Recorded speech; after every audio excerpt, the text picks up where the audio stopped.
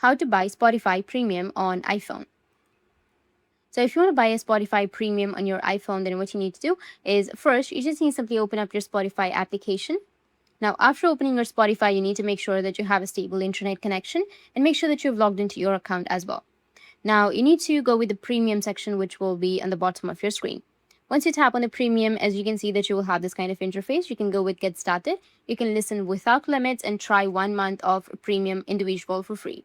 If you scroll down, then you will have a lot of available plans right here. You can go with the individual plan, you can go with the student plan, or duo, or family. So just simply go and tap on get started.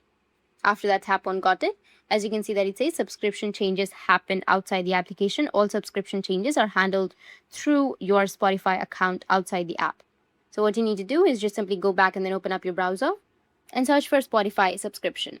Go with your Spotify plan details or your subscription section. And from here, you need to go and log into your account on your browser and then just simply go with premium plans and continue the process in your browser because you can't do that on your application.